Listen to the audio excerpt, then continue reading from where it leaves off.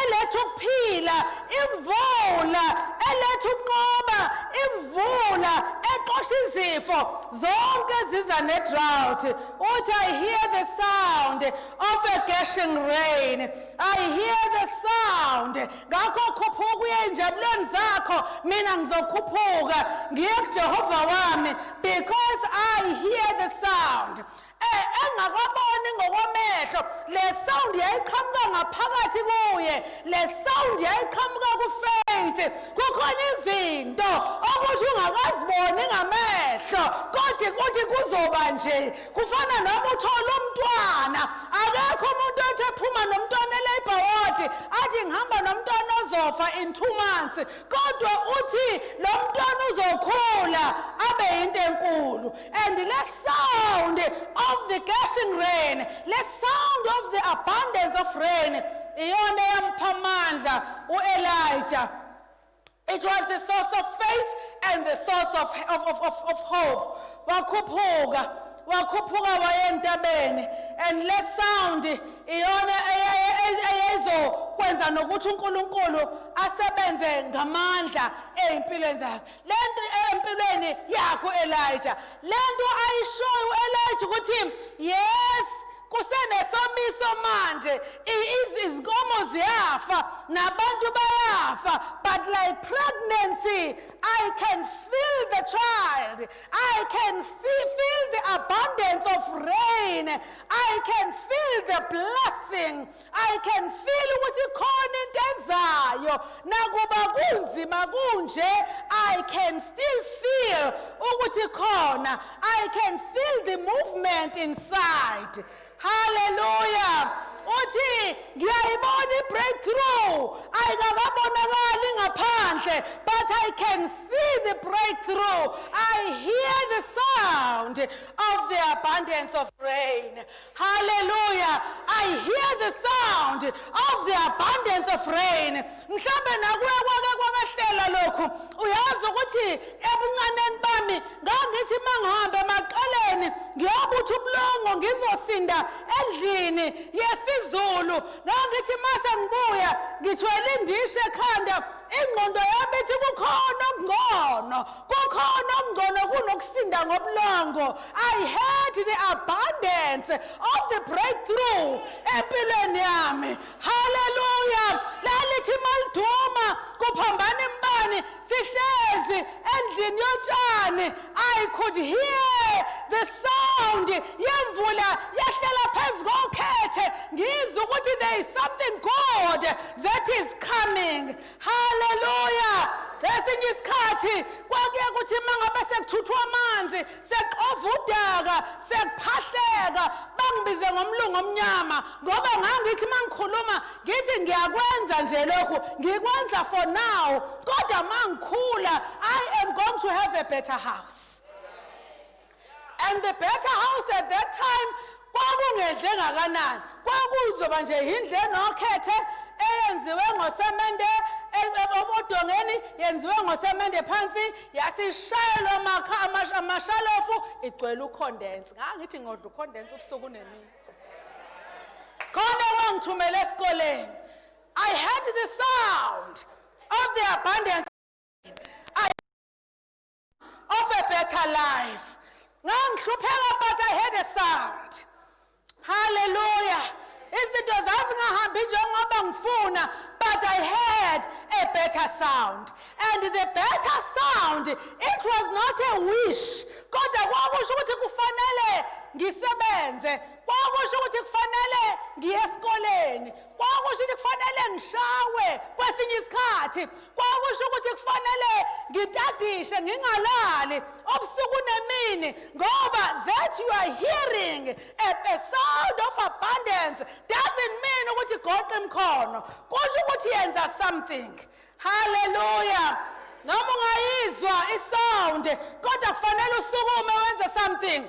You stand up, uthathe lokho okuncane, uhamba uyoregister i-cause ethile, khona kuzothi makufika imvula yeyibusiso ikaJehova ikufice somewhere. No Elijah simuzwa kuverse 41, ethi khuphuka uye kokujwayele, mina I shall go up the mountain and pray. Ngeke ngilale ebese ngithi I wish izinto zizoba ngcono, but I am going to go up to my God. I am going go up ngiye la engaziyo ukuthi usizo lwami livela khona, livela kulo wenzile izulu nomhlaba, ongavumi ukuba unyawo lwami lishelele, ongilondolaza imini nebusuku. Hamba uye entandweni yakho, mina I choose to go to my God. Hallelujah. Wakibela intaba iKhameli, mayigibela kuyabanda phezulu entabeni, awekho amaphatha entabeni, abukho ubumnandi entabeni, simfica hlezi. Hallelujah. Ngoba ukhuphuka intaba bazalwana kulula, kodwa kunama benefits amangalisayo. Sike sabona ngesinye isikhathi kunozamqolo, ngesikhathi kukhuphuka umkhumbu, ukhuphuka uye entabeni phezulu eArarati, ila kwafika kwaba khona ukuphela kwemvula. Nanku kukhuphuka umkhumbu, ukhuphuka uhlala entabeni, kwaphela imvula, abantu bathola impilo right. Hallelujah. Wake wakhuphuka uAbraham, wakhuphuka intaba iMoriya, mayifika phezulu entabeni iMoriya, wathola ukuthi uNkulunkulu usebonelele njalo mawukhuphuka intaba. Hallelujah. Kukhona okwenzakalayo. Nangesikhathi uJesu ekhuphuka intaba, nabafundi bakhe mayifika phezulu waphenduka esinye isimo. Even today sibona uElijah ekhuphuka intaba iKhameli. Hallelujah. Lento iyafana nje njengoba sizobe sikhuphuka ngoJanuary sikhuphuka intaba yomkhuleko, sizobe sikhuphuka sizwa the sound of abundance, sizwa sound of rain, sizwa sound ethile. Hallelujah. Sobe sikhuphuka sizwa leyo sound. Mayifika entabeni wafika wabalonely, wangabona abangani. Mangabe fika woza ndaba mayifika entabeni iposition ayisehlezi kuyo, hlala lapha phansi. Iposition ayehlezi kuyo wayehlezi kwiposition of despondency, wayehlezi kwiposition of being desperate, ekhala kungeselula ngoba ngesikhathi emi kuNkulunkulu lapha phambi kweyixuku waye umprofeti onamandla, wanele wambiza kanye uNkulunkulu kwehla umlilo. Kodwa namhlanje uyambiza uNkulunkulu engathi uNkulunkulu akekho, uyambiza uNkulunkulu engathi uNkulunkulu akamuzwa, uzufake ikhanda lakhe phakathi kwamadolo. Phakamisa amadolo keke.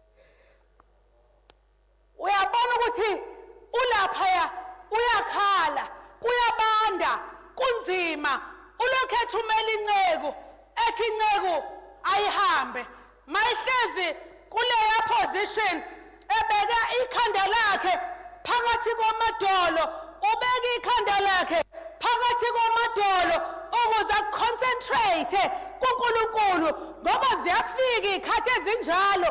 Nakuba waye master prophet, nakuba waye umprofeti obizwa nge-master prophet, ngoba khona abaprofeti abakhulu, khona abaprofeti abancane. Namhlanje ubukeka eyintethe phambi kaNkulunkulu, ubukeka lawo amandla benawo ngesikhathi kushiswa kusha amanzi, ngesikhathi kubulawa abaprofeti bakaBhali. Namhlanje ubukeka eyintethe, ubukela ephelelwe amandla. Kodwa mangabe fake ikhanda lakhe phakathi kwamadolo,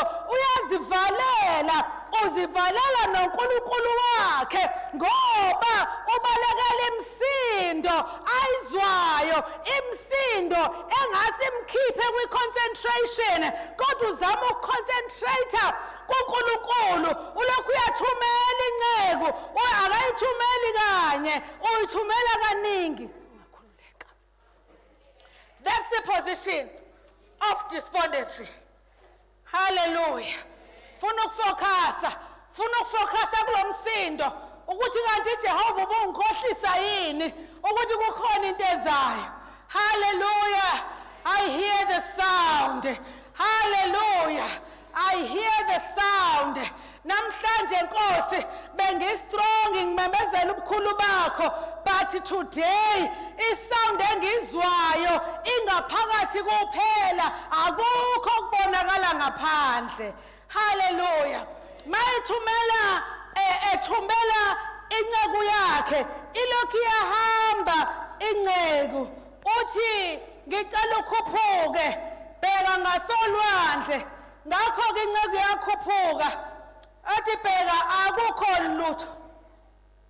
Waqhubeka izikhathi ezisikhombisa ethi phindele emuva.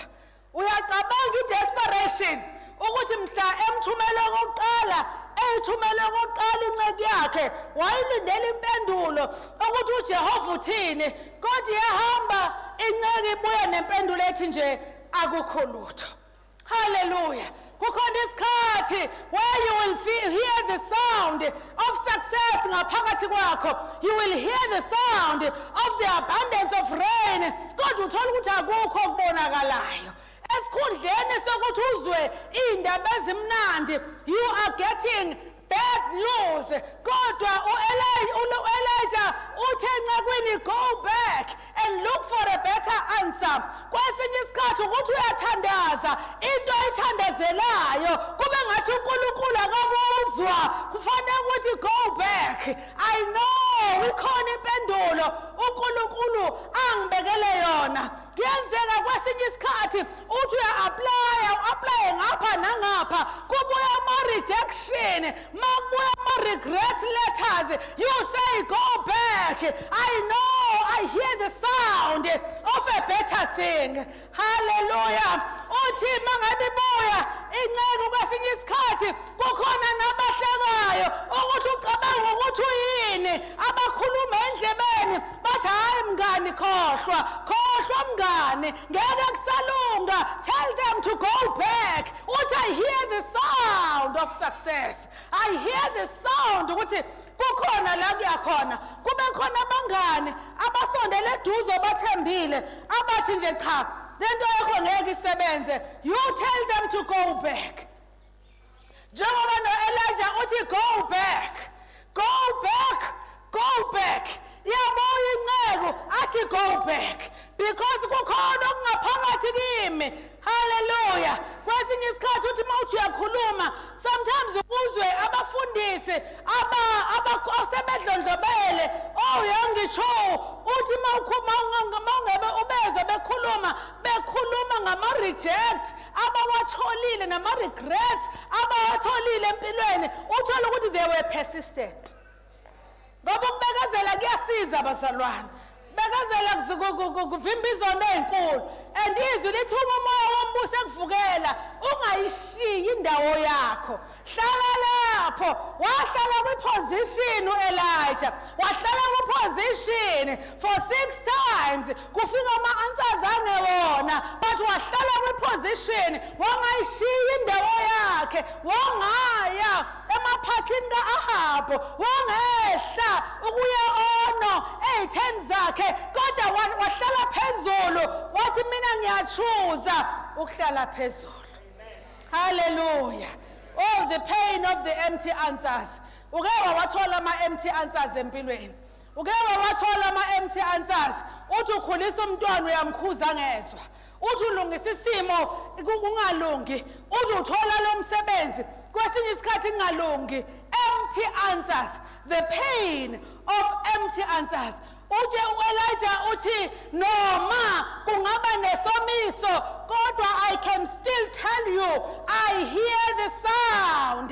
Uthi noma ngingaba sesibhedlela ngibe sembhedeni wokufa, abanye abavuswe ukuthi bazwe isound, thina bese sibadeclareile ukuthi ngeke kusalunga, but bavuka ngenxa yokukholwa ukuthi noma ngingalala esibhedlela noma ngingaba seyinhlungwini, but I hear the sound. Hallelujah. Nango 2020 ziningi izinto ezinzima ezenzekile iningi distraction umonakalo omningi owenzeke empilweni zabaningi ngo-2020 kodwa mina ngithi do you hear the sound? Do you still have faith within you? If you hear the sound, memezela uthi I hear the sound of my mighty God. I hear the sound. Noma ngilahlekele kwangaka, I hear the sound. Hallelujah.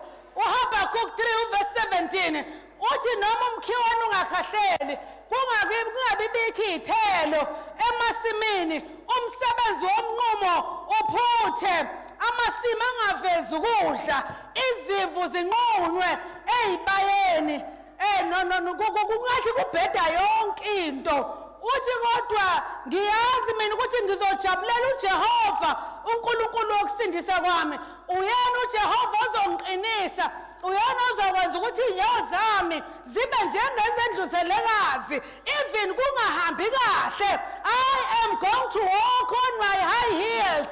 I won't let the world see my God as a failure, but I am going to walk on my high heels.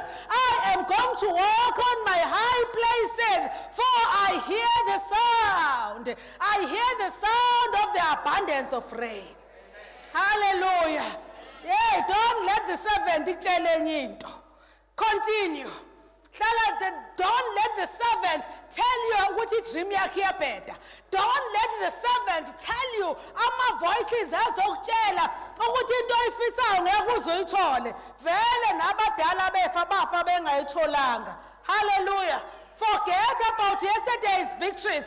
Yes, unqobile izolo njengoba noElijah wayinqobile izolo kodwa namhlanje simbona ehlezi entabeni desponded ngenxa yokuthi ilanga lanamhlanje, but he says I hear the sound. Okunye ukunqoba kwethu kudinga ukubekezela, okunye ukunqoba kwethu kudinga ukuphindelela siye kuJehova siphindelela sithi Jehova ngeke ngikhohliseke. I hear the sound. Umbuzo today uthi who brings you information about your future? Abangani abakulethela information about your future? Is it your past? Is it your generational curses? Yini le ekulethela i-message about your future? Yini oyizwayo? Mina bengizothi let us focus on this and the sound of abundance. Asifocus ekukholweni elithi noma ukholwa kwethu ngaba kuncane kangakanani kungaba ngangenhlamvu yesinaphi uma sihleli